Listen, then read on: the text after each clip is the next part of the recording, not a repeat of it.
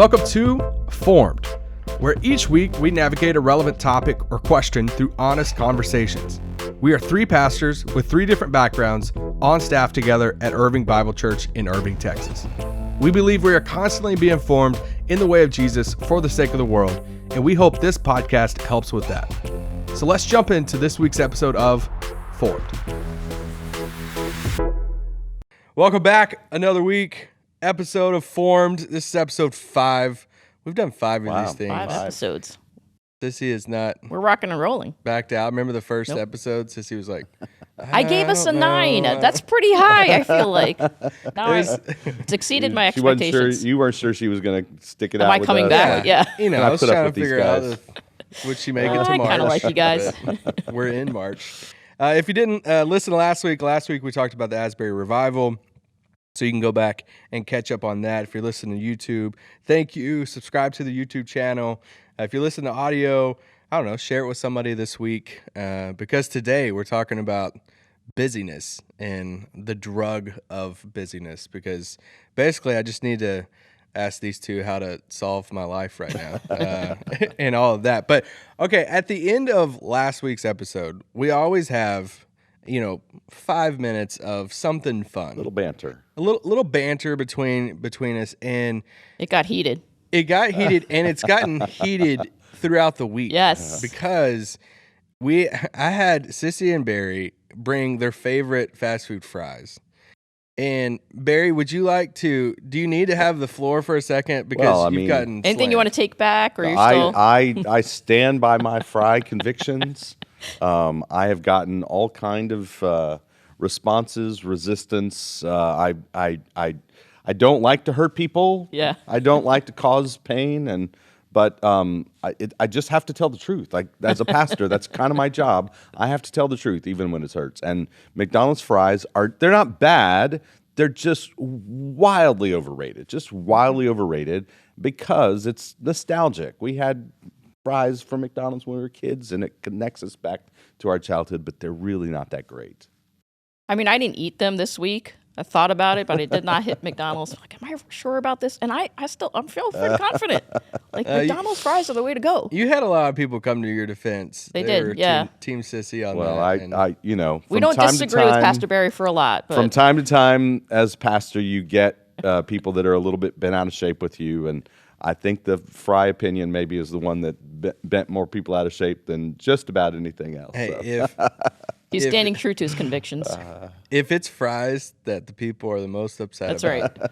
We're okay. We're doing okay. I did try Culver's fries this week, and they were great. Told you. Yeah, I told you they're fantastic. Good crinkle cut fry. Yeah. For all of our impressed. Flomo listeners, go drive through. So you influenced Culver's. Isaac. He's there hitting you go. Culver's. You influenced us, but okay. So let's talk about. We just started this series during Lent here at Irving Bible Church. If you don't go to IBC, we're a church here in Irving, Texas, and throughout the season of Lent, we started this series called Beneath the Surface. And really, each week we're answering. It's a different answer to the question that we get all the time. I mean, I remember, Jason Stein, a pastor, used to be on staff here. He used to ask all the time, man, how are you? How are you doing? How you doing? And how you answer that question, it should tell on the inside a lot about where you're at, but so many of us just mask that question with, I'm fine, just pushing through, and all these different answers to the question. But it's really what's underneath that answer. And when we look at our life, and this past week, it was on, I'm busy. Busy. How many times do we answer that question with, I'm busy? And we're just a couple of weeks into the series, and I feel like I've sort of messed up the question for everybody because I ask it just automatically as a form of greeting. Hey, how are you? And now people are like, can I actually answer? Like, is it okay to say I'm good, I'm fine, I'm okay? Yeah. Or is it just okay to say I'm busy? So yeah. You can't say I'm good because that would ruin the whole series now. That's right. But no, the answer of I'm busy, and I guess you mentioned this quote from Ruth Haley Barton and about the sane rhythms of work and rest. Yeah. I guess when you looked at this series and when you look at really our world, our culture and everything, why did you stick on this one of I'm busy? Why is this such a prominent answer for so many people? Well, I think I find myself Mm-hmm. oftentimes feeling busy. I find myself oftentimes answering the question, I'm busy. But the recognition of I need to explore what's underneath that. Why do I find myself prone to get into busyness? But also just recognizing that when it comes to the spiritual life, like busy is kind of an enemy of the spiritual life. And I want to say this, I think there is a good, healthy kind of busyness, right? When our lives are filled with good and meaningful things, with good and meaningful work, but filled in such a way that it doesn't crowd out our attention to God, our attention to our own souls, and our attention to those core relationships, right? But what we're really getting at, though, when we talk about busyness in terms of a kind of spiritual malady, an enemy of the spiritual life, is just the recognition that sometimes we can be so busy, our lives become so full that there is no margin, no white space, and it really does crowd out our attention to God, our attention to our own souls, and our attention to those core relationships. And more, that's becoming just the sort of standard way of life. Yeah. I love what you said about there is actually a good and healthy kind of business. Yeah, I think Jesus was busy by that definition, right? Yeah. Life His filled life with was meaningful things, but not to neglect of God, his own soul, and core relationships. Exactly. Yeah. Like his life was full. He's living life on purpose. So I think there is a good kind of busyness. I think it's John Mark Comer who, in his book, which many of us have read, The Ruthless Elimination of Hurry, he says something to the effect of, it's not that we have a lot to do, it's that we have too much to do. And so there's this tension between a healthy busyness and I'm overwhelmed, I'm distracted, I'm disconnected. And I think that's the problem that we often face when we talk about busyness and this idea of hurry. Yeah, because I feel like, even if I just lay out like my situation right now, I feel like there's a lot of people listening to this and they're going to look at it and be like, oh man, I'm in the same boat of working, the full-time job. And we have soccer practice on Friday. I don't know why, 3 and 4 year olds practice, but we do. We're going to have soccer practice and then a game on Saturday. And, you have all the family commitments and the work stuff and the things that you want to do for fun. It's like, well, I want to find time to go to the gym. When am I going to go to the gym? Right. You look at your schedule on your phone and sometimes I have down to the hour, planned out for every single day. And so in a way, it's like, it's weird that the days that are fully busy, I'm like, all right, I feel like accomplished. I'm going to get something done. And it's the days that you might have some free time that you're like, oh, am I even getting things done? Yeah. And at times I feel like, man, am I addicted to being busy? Like, is that, and that's why we were talking, I was landing on the Drug of Busyness. Why is it a drug that so many people, including myself, that it's like I have to be busy? Yeah. Why is that a thing for us? Yeah. So I think one, there's a sense of cultural approval. So any other drug, you're calling it a drug, and that idea is like any other drug, you would say, addiction to alcohol or drugs or pornography. Well, we know we shouldn't be doing that. We know that's bad for us. And yet busyness is approved of, it's applauded, it's rewarded. When you say you're busy and you're working a job, that's probably good because you're going to get rewarded for that in some way. That's a positive thing. And so there's this cultural approval that's associated with it that makes us want to do it. I think secondly, it gives us a sense of worth and value. And so we're defined by what we do. We're defined by our productivity. We are what we do, that kind of idea. And so it gives us the sense of, look at me. I've got so many people need things from me. I've got so much to do. I must be important because I'm so busy. And there's that sense of it gives us value and worth. And then I think thirdly, and this is something that I think this is a root of my own busyness when I find myself in that place, it gives us a false sense of control and power. It's this attempt to control things. Like I got my hands on these things and I'm keeping it all together. And in reality, it's the exact opposite, which is what's so subtly dangerous about it. But it gives us the sense of I've got this. It's self-reliance in a way. It's good. Yeah, I mean, as I'm listening to you talk, it seems to me that the complexity of this sort of breaks down in two primary directions: psychological answers. It's multi-layered, but psychological layers and sociological layers. So the cultural environment in which we find ourselves, and then our own interior worlds, what's happening on the inside for us, and we live at the confluence of those two realities, right? So, you talked about this cultural pressure, even sense of cultural approval. I think when it comes to some of those cultural dimensions of this, we also have to talk about the reality of the impact of technology on our lives, right? That we have lives that are filled with these devices that make things go fast, right? Make things go faster. And as Marshall McLuhan talked about, we shape our devices, and our devices shape us. Yeah. You guys know I'm a voracious quote collector. Wait, you brought notes? I think I may have put a few things down. Okay. Because I was thinking about this, and I just had to bring in this quote. You didn't memorize this. It's a paragraph, all right? Okay, give me a break. Okay. All right, so this is a philosopher and economist, E.M. Schumacher, and he says this. He says, modern industrial society is immensely complicated, immensely involved, and making immense claims on man's time and attention, right? All God's people say amen, right? Immensely complicated, immensely involved, in making immense claims on man's time and attention. This, I think, must be accounted its greatest evil. Paradoxical as it may seem, modern industrial society, in spite of an incredible proliferation of labor-saving devices, has not given people more time to devote to their all-important spiritual tasks.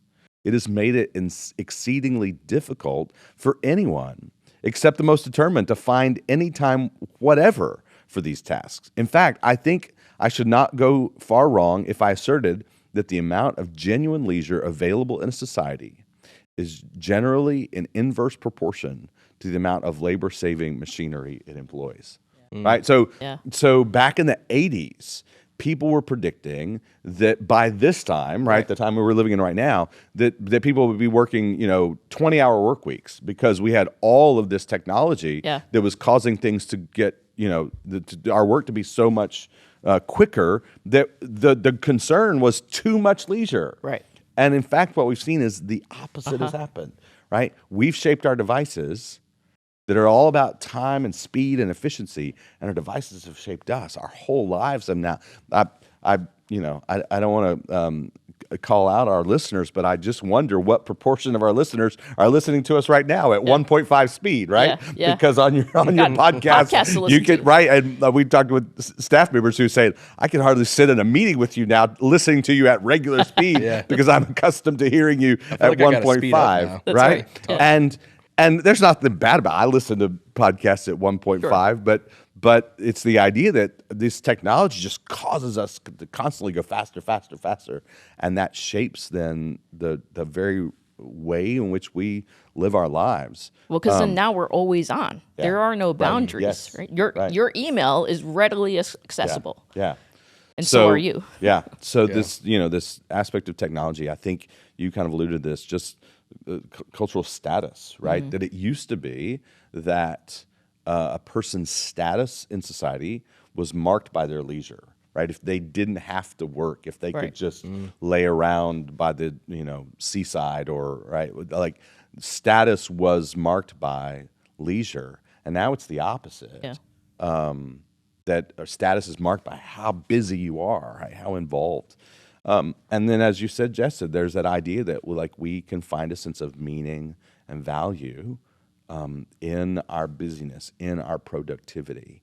When I think about when I was at my worst in a season that got dangerously close to burnout, it was because of this sense of there's so many things that I'm being asked to do, and that means I'm valued, and it's a short step from that to that means I'm valuable, right? And I find a sense of meaning and value, a sense of worth in my doing and my productivity in ways then that do crowd out those important things, God, my own soul, and those core relationships.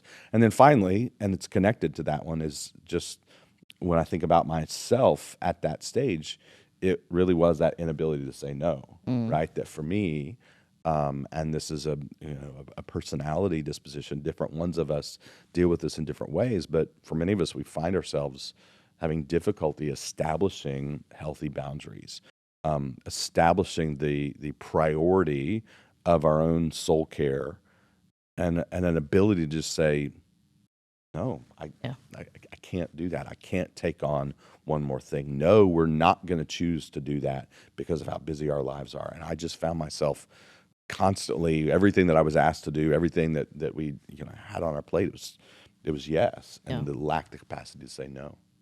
Yeah, you on Sunday's message, this kind of goes into like, what does it say to the condition of your heart? You kind of put in these like 3 different categories of kind of like why we say we're busy, and it's that soul neglect. It's the cultural pressure. It's the personal ambition. And I was listening to it. I'm like, yeah, I think I've been in all 3. Yeah. At some point in my life, I've said I'm busy for those 3 things at different times. Yeah. And it's when you start doing that, why do I say I'm busy? Why am I so busy? That's where it gets so much deeper. And it's like, man, I'm busy because I want to accomplish things, because I want to make people proud, because I always wanted my father's approval. I always want him to be proud. And it's like, why are these all connected? Why is this whole thing? And it's like, well, I'm always chasing. I'm always wanting to be busy because I always want to accomplish something else. And there's really work inside of me that I need to keep doing. And you'll never get to that place that you're able to understand and diagnose, why am I so busy, unless you look beneath the surface. But you'll never look beneath the surface if you're constantly running ragged, right? That is what busyness does. It crowds out my attention to God, my attention to my own soul, what's actually going on in me, what is underneath all of this. And those are questions that we desperately need to ask, but that so often get crowded out of our lives because of busyness. Yeah. John Ortberg says that busyness is not just a disordered schedule, it's a disordered heart. And I think busyness almost always points to something deeper. Either we're running from something, maybe it's an emotional wound or an insecurity or a fear, or we're chasing after something, an accomplishment, an achievement, an experience, or the next thing we need to buy. So we're running from something, or we're running towards something in the desire, if I get this thing, if I accomplish this thing, then I'll be happy. And in the midst of that, it's doing damage to our souls. And it's so subtle, and yet we're caught up in that. Yeah. And it's doing something to our hearts, it's doing something to our souls. I do want to sort of add in, I think, one little disclaimer in all this. And that is, even as I was preparing the message, I was thinking about, I have several faces in mind that I was thinking about, of friends that find themselves right now in just a really demanding season of their lives. A couple of friends that are just in work situations that are incredibly demanding, and they're sometimes kind of feeling that sense of really weariness and exhaustion. Or a single mom who has to work multiple jobs to try to take care of her kids, and then she's dealing with just the demands of young children, and so finding themselves, and sometimes a discussion like this can actually feel like adding weight on top of all of that. And the reality is sometimes we find ourselves in circumstances that are really largely beyond our control, and that leave us feeling exhausted and depleted and without a lot of margin. I think even for folks who find themselves, though, in those kind of situations and circumstances, the issue then becomes, well, what can I do, right? What do I have agency over in my life? I remember a friend years ago who had young kids, and like her quiet place was actually in the closet. Like she would literally glow in the closet, and she could spend time in there reading the Bible or just being quiet, so just having to build in something into the midst of the demands of life. And I think for me, I had a friend ask me after the sermon on Sunday, like, so what's it like to preach a sermon that's really close to how you're? And I said, I think the thing is, I certainly know that I have this sort of unhealthy busyness in my game. I can find myself in that place.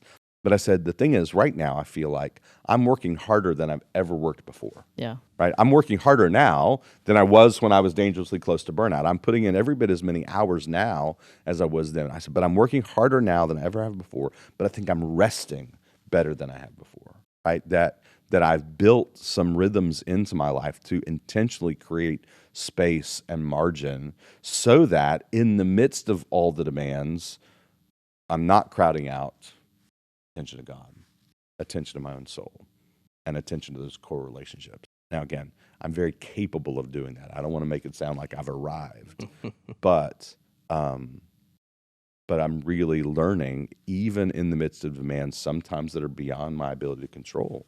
What does it look like to create that margin? Yeah.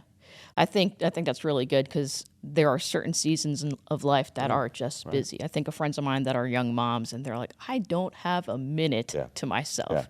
Yeah. And what I really value about a few of my friends who are trying to figure this out with raising littles is, okay, but I can find 5 minutes.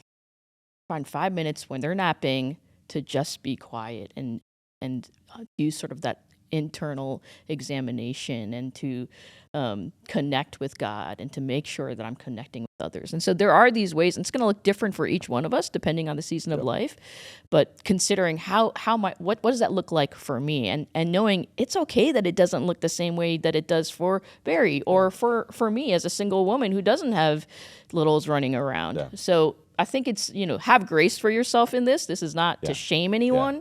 Yeah. It's to help us live more fully. But part of it is to kind of come back to go, so if I have that little bit of white space, what am I doing? What am I filling that little bit of white space with? And that's, again, where we, have these devices that are always right there at the ready to distract us.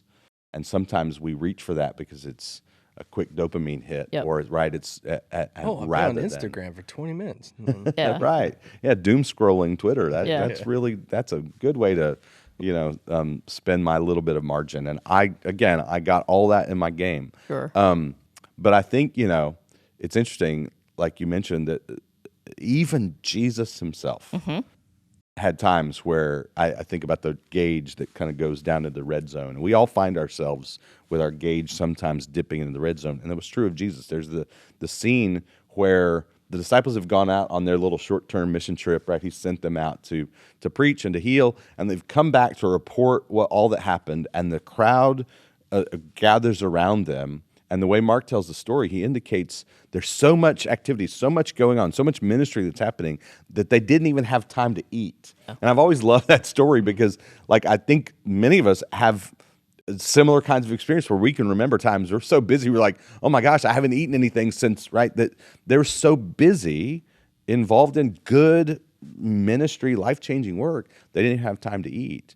And so even there, we see Jesus sort of that gauge kind of dipping down in the red zone. The issue is we can't live there. Yeah. And, I had a season in my life, I had a stretch where I felt like I was just living in the red zone. And the issue is not that it's bad, it's wrong, it's to dip down in the red zone, it's that we can't live there. Yeah, it's not sustainable. Yeah. So how do you take the audit of life? Like, Sissy, how do you look at when we're talking about the the good busy and the worrisome red zone busy? How do you audit your life to where you know that you're in that? Yeah, so I wrote this down because I thought that's such a great question. And here's what's been helpful to me. Ruth Haley Barton has this list of, she calls them 10 symptoms of hurry sickness. Because really, this idea of hurry is an epidemic in our culture, especially in the way we live as Americans. And I won't read all of them. You can find this on the internet. But this has been helpful to me as sort of red flags or like warning lights that go off. Hey, you need to look at this. So let me just give you a couple of them. One, irritability. You're easily annoyed or frustrated by others. Another one's hypersensitivity. You're just super sensitive. Little things just hurt your feelings. Restlessness. You find it hard to relax. You can't turn off all the internal noise, the thousands of thoughts that are going through your mind. Escapist behaviors. You're too tired to do anything life-giving, so then you just turn to distractions. Kind of what you said, Barry. What are you doing with that white space? Is it overeating, overdrinking, social media, Netflix, not able to attend to human needs? You don't have time for basic things. So for me, when I get busy, the first thing to go is exercise, because that's easy to give up for me. But it's, am I eating healthy, or am I just grabbing fast food because I don't even have time to eat? Am I sleeping enough? Am I exercising? And then another one that I might mention is slippage in spiritual practices, because we become so busy that the first things to go are the things that are really life-giving to us. So we turn to distraction rather than connecting more deeply with God through scripture or prayer or other spiritual practices. So for me, this has been a helpful list to go through and say, okay, if I was going to check things off, where am I? And again, there are red flags to show me living at a frenetic, frantic pace that is not healthy. And I think overall, the question I ask myself is, how am I doing in my relationships? So am I connected to God? Do I feel connected to God? Do I feel connected to others? Or, I mean, there have been times where I know I'm busy, when I'm with some of my closest friends and I'm thinking about everything I need to do. Or I'm checking my email. Or sometimes I'm just checking social media because I've got so much I'm thinking about. It's just easier to be distracted instead of being genuinely engaged in conversation, because they might ask me how I'm doing, and I don't want to answer that question. So those are some of the ways that I know I'm not in a healthy place when it comes to busyness. If somebody's listening to that and it's Ruth Haley Barton's, what's it called? 10 symptoms of hurry sickness. Okay. Check the podcast description if you're on audio or YouTube. I'll post the link in the description. You can find that there. But yeah, I was listening to you and thinking about the fact that, isn't it remarkable that when we do find ourselves running too hard, too fast for too long, right? We're over busy. That the things we let go of first are so often the things we need the most. Yeah. And the things that we reach for first are the things that we need the least. Right. You talked about overeating, over drinking, binging Netflix, social media. Like, we reach for the things that are actually not good for us, that don't provide what we need, but that's often what we reach for first. Yeah. And the things that we need the most, those connections with God, that introspection, connection with our own soul, and those core relationships with other people are the things that are often the quickest to go. Yeah. So when let's say you're in that moment, you're going through these 10 things, and you start to put some things in place to take away some of that busyness. What should start happening whenever you start to rid yourself of that? What's the fruit in your life that?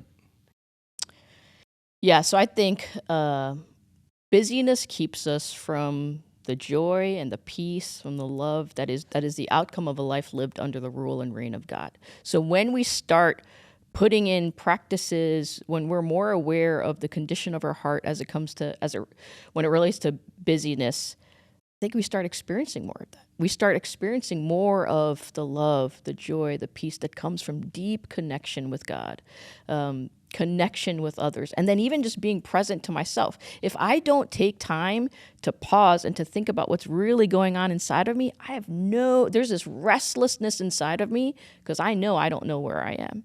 That is so vitally important to me. I don't wake up in the morning and know, this is how I feel. I have to sit down and really come before the Lord and examine my heart and what's really going on inside of me. And so when I do that, there is this greater peace because I'm trusting the Lord rather than relying on myself. There's this ability to love others better because I'm receiving the love of my Father, and that just leads to greater joy and delight. Yeah, I think the way you said it there at the end was, what's the fruit? And you mentioned at least 3 there of the fruit of the Spirit. Mm-hmm. And as you think about the fruit of the Spirit, like, they're antithetical to busyness, right? We really can't experience that deep sense of love pervading our lives if we're overly busy. Joy, right? Busyness robs us of joy. Peace, like that sense of inner calm. Well, when we're frenetic, frantic, running, we don't experience peace. Love, joy, peace, patience. Yeah. Hello, Yeah. right? Patience is hard. No, we forget about that. Yeah, keep moving, Yeah. right?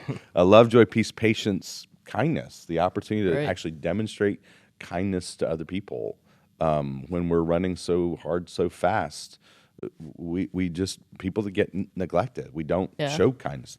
Love, joy, peace, patience, kindness, goodness, faithfulness, gentleness, self-control. Yeah. Like all of these are in conflict with a life that is overly busy, running too hard, too fast, for too long. And so as we begin to build in some margin, right, as we practice the rhythms of rest and restoration in the way of Jesus, build in silence, solitude, Sabbath keeping, that actually we then begin to cultivate that relationship, that dependence on God, and begin to see the fruit of the Spirit manifest more and more in our life. So if somebody's listening to this, and what if they're saying, I'm actually going at a pretty good pace in my life. Like, I feel like I'm in a pretty good spot. Or somebody listening to this, and over the next few weeks or a month from now, they take some of this and they apply it to their life, and they're like, all right, I feel like I'm in a better spot. Now, how do I prevent myself from going back to that spot? What are some practices, some things that you can put in your life that helps prevent you living in that red zone of busyness? Yeah, I think one thing I do when I'm about to take on a new thing or before I could say yes to something, because I really like to say yes. So I'm asking myself, why do I want to do this? And what's motivating me to do this? Am I running from something? Am I running to something? Is it about achievement or accomplishment? Or is this what the Lord's inviting me into as a next step? So one is asking myself that question. I think two, Barry kind of talked about this a little bit, but just those living with a set of practices and rhythms that allow us to live fully. So silence and solitude. Finding that time, and it could just be a few minutes a day where you're able to be quiet, turning off that external noise from, I'm putting my phone away. I'm not turning on my laptop till I spend a few minutes to be quiet with Jesus. But it's not just external noise. It's also, for me, what's even harder is the internal noise, the thousands of thoughts that are going through my mind all the time of all the things I have to get done. And so really taking a few moments, and I think this takes practice, to quiet my mind, to center my thoughts and my affection and my attention on God, to bring him to the forefront of my mind. And typically silence and solitude go together because there's this time of being quiet, but being quiet alone with God. And that's not loneliness and that's not isolation. It's actually the deepest connection we can have because it's connection with God. But I have found for myself, if I'm not beginning my day with at least a few minutes, like today I was running pretty hard of like, I got to get here and I got all these things to do. But I knew if I don't at least take 10 minutes just to sit down and to receive the Father's love for me, to talk to God about what's going on in my heart and my life and what I'm concerned about today, if I don't do that work, I'm coming in at not a healthy place. And that's going to come out. Whether it's like this morning or later on, it's going to come out. So for myself and for those around me, I need that time. So silence and solitude. And I'll give you a third one, and I will readily admit, and Barry knows this, that I am still figuring this out, that I am actually not that great at this, and it's Sabbath, the practice of Sabbath. And I find when I am really good at practicing Sabbath, it is so good for me. But it's also really hard for me. And so Sabbath involves, the way Pete Scazzaro says it, is it's stopping, so it's ceasing from work. It's resting. It's doing things that replenish your soul. It's delighting. It's paying attention to God's goodness in your life, the people in your life, the things that God is doing in your life. And then it's worship. And that could be spending time with God, of course, through scripture and prayer, but I think worship is even broader than that. It's taking a walk outside in nature because those are things that cause gratitude and joy for God to rise up in your heart. So it's a 24-hour period where you're just saying, Lord, I'm going to stop. And the thing I always have to say to myself, there is a God and I am not him. Right? And that's as simple as that statement is, it's really profound for me because often the reason I don't do Sabbath is because I think it's all up to me.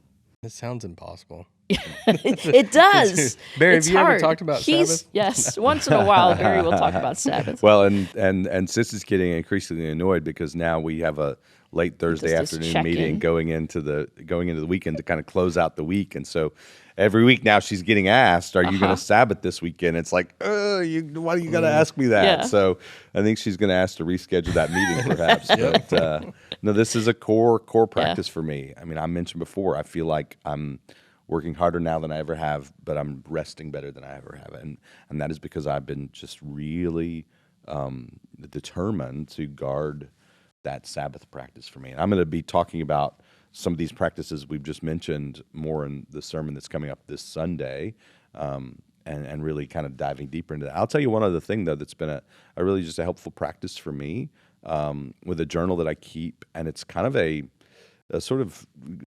adaptation of an ancient Christian practice called the prayer of examen. Yeah, so that's good. Ignatius of Loyola advocated this idea of the prayer of examen.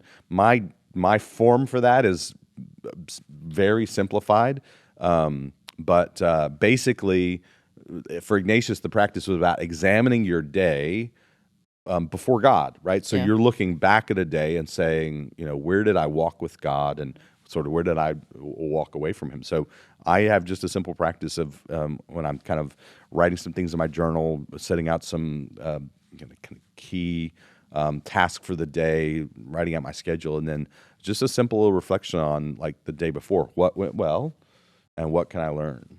And for me, that is everything from my leadership, it's my relationships, it's my physical, spiritual, emotional experience, and I'm just trying to reflect back on the day and say, what went well? Where did I walk with God? Where was I my best self? And then what can I learn? Where was I not my best self? Where was I struggling emotionally, and what's underneath some of that? And just take that opportunity to do some personal inventory that has, for me, been remarkably helpful as a way to, I think, preemptively make sure I'm not kind of getting pulled back into some of these patterns that are not healthy and helpful in my life. Yeah. Well, thank you for the conversation. I think it's such a relevant topic for us all to talk about. When you think about that question of how are you, I'd say I'm fine is probably, number one if we had the power rank. But man, I'm busy has just climbed up the ladder as the most popular answer to that. And you look at the reasons why of this cultural pressure. You look at that personal ambition of I want to accomplish things. And even the soul neglect part of it of, man, you can just stay busy and just neglect the whole part of your life that you need to be tending to. So Can I add one more thing? maybe. Because I'm going to anyway. Is that He a was rhetorical like, I had question? a great summation and transition. Transition. But we got one more thing. I'll do this so and then we'll give you transition. one more Transition. thing. Well, because I think this could be helpful to listeners, because this is helpful to me, is if this is something you're struggling with, to have that community where you can share that. Because a lot of times I don't see it. Yeah. And I need Barry to ask me on Thursday afternoon, hey, are you going to Sabbath this week? And if what's going on that you're not? Because a lot of times, I'm fine, right? Yeah. I'm just busy. It's not like the bad busy, but I have friends who will say, no, I'm seeing these things in you. Yeah. Right? They know me enough and they love me enough to say, I think you need to look at this. And that's been a really good practice for me. Yeah, it's like isolation. For me, it's isolation. Like, dude, I haven't heard from you in like a few weeks. Yeah. Like, what's going on? Right. Like, I'm busy. I'm probably too busy. Yeah. And it's good. All right, now let's transition. Yes. All right, let's talk about some airplane etiquette. All right. Boy. So, Sissy was just telling us how she flies first class. No, I do not fly first class. But no, she doesn't. But I want to know, I have some questions. I have some things. I've never flown with, either one of you. So I want to know what type of flyer are you? And I found this list, and it came out last year. It was like 10 things to do, 10 things not to do on an airplane. And I just want to go over a few of them and just see if y'all do any of these. Okay. First off, this one actually, I'm going to add this to the list. What type of person are you when the plane lands? The plane lands, the seatbelt sign goes off. What are you doing? Oh, I know what I'm doing. Yeah. I'm up. Like, I got to get You're out a of my seat. stand-up Oh, yeah. person? Oh, my God. I've been sitting for 3 hours. I need to get off this plane. So you're just standing there, like, awkwardly with your, like, neck, like, crinkled I'm standing there. I've already opened up the overhead. I've got my luggage out. I'm ready to go. Like, get me off this plane. Yeah, so I will have done everything in my power on the front end to ensure that I have an aisle seat. Yeah. And so I'm an aisle yes, seat too. when the little bell dings, Yep. I'm standing up. I'm stretching my legs. I'm jockeying for my position in the line, right? Maybe Okay, I'm not gonna lie. Maybe we need to spend a whole episode about the spirituality of plane This is me etiquette. too. What does that say about the condition of our souls? But yeah. So every single time this happens, for me, You're just sitting there. I'm sitting there saying, well, where are they going? Where are you going? Like, you can't go anywhere. We're all in the same spot. But I'm going to get off before you. So So I was like, I guess you just want to stand there awkward. Because anytime I stand, my neck's like, over. I'm like, I can't even stand up straight. But okay, and you're both aisle people. No window. absolutely. Yeah. You don't care about looking out the window. No, I don't want the window. I want to get out. And I also, there's more leg room. I could stretch out into the aisle. It's the sort of the leg room Yeah. and arm room thing for me. I'm Yep. a rather large guy, and so having a little bit more space. Have you ever asked somebody to like move seats? No, nobody wants to give up the aisle seat. I know. Usually. I had a situation one time where I walked up, I was the middle seat, but it was a couple, and there was a person sitting on the window and on the aisle. They were holding hands, and I had to break up the holding hands because I'm like, hey, that's my seat. And I Yeah. even said, hey, I guys can wanna- sit on the outside, and they said no. No. Wow. And I sat in between the couple, And and they they held talked. hands? They talked Oh, they over talked me over you the the whole whole time. Unbelievable. Yeah, Unbelievable. that's- You don't even want to sit That's by bad your, etiquette. your person. Okay, let's go through some of these. This list says, don't take your socks off. Have Yeah. you ever taken your socks off on a flight? No. That's pretty bad. Have you ever taken your shoes off on a flight? So only on long international Yeah, flights. international I have flights. had times where Yeah. I've taken the shoes off. But I that's think, fair. I think it's typically more of a undo the laces, leave the shoes on thing. Okay, yeah, that's good. Yeah, if you got like an 8-hour or more flight, I think it's very fair that you take your shoes off. Okay. He doesn't even trust us or want to fly with us now. But Have you ever watched or listened to anything without headphones? Oh, that is the worst. that is Oh like my God. an That's, absolute that, no-no. that's that just Yeah, kills don't do that. me. Yeah. Okay. Like, are This you? is I want to buy your serious? pair of earbuds. Yeah. Okay, this is probably the most important part. Do you talk to people on the flight? Are you a talker? So people talk to me. It's not me. I'm just trying to put in my earbuds, and like everybody wants to tell me their life story and why they're on this plane, and also I think happens to me if there's babies, I end up holding up. That's happened to me like 3 or 4 times where I'll end up holding a baby because it's like a mom that she's having a tough time with the baby, needs some Yeah. help. Like so, I'll end up You're holding so a baby. nice. Yeah, I become the baby whisperer. So I'm definitely an introvert, and I will once again do everything in my power to avoid talking to the people around me. I will do my best to put the earphones in Take out your before book my row companions. My wife is the opposite. She's an extrovert. I remember a few years ago we flew to Philadelphia on our way to Israel, and we got separated, but on the flight to Philadelphia, and so she was one row behind me and across the aisle. And like by the end of the trip, I had literally not said anything to the people on either side of me. She knew the entire life story of both people next to her and the woman in the row behind her, right? So just different in personalities. But Yeah. Barry, what if the people next to you didn't know the Lord? I was praying with him. I'm not talking to people either. Yeah, I'm you like, just Jesus juke me, I- bro. Yeah, yeah. I don't even care if I'm listening to anything on the headphones. I'm just putting the headphones in. Just as soon as I to- get in there, I'm like, Yeah. this is my sign. Well, okay, that was don't talk someone's ear off. Don't be a fidgeter. Do you fidget in the seats? Do you mess with things? Do y'all sleep on a flight? On a short flight, a little bit, but not a whole I lot. can't fall asleep on a Yeah, plane it's for hard for me to nothing. sleep on a flight. I can usually take a little nap, but I'm Yeah. oftentimes audiobook or read. Yeah. Okay, this one was a new thing for me. Obey the armrest hierarchy, and I clicked on it, and they were saying if you sit in the middle seat, then that means you get the armrest. I agree You with get that. both of them. Yeah. The middle seat pi- is the middle seat gets both. Both of it's them. kindness to the middle seat person because they've just got a bad deal. It's tough. Give yeah. them the armrest. I've got one. I'm okay. So I remember a few years ago, I got stuck in a middle seat, and again, for those that are listening, I'm a rather big guy, and was sitting next to the person that was in the window seat, was coming back from having done a tryout for a collegiate football offensive line. Like, this dude was just massive. And then the guy on my left was a rather large man as well. So I'm a big guy, like sandwiched between two bigger guys than me. There was like no ability to even get to the armrest because my arms wouldn't go underneath theirs you're to get to. Right. I was just squeezed in there the whole way. So thankfully it wasn't an extremely long flight, but it was pretty miserable.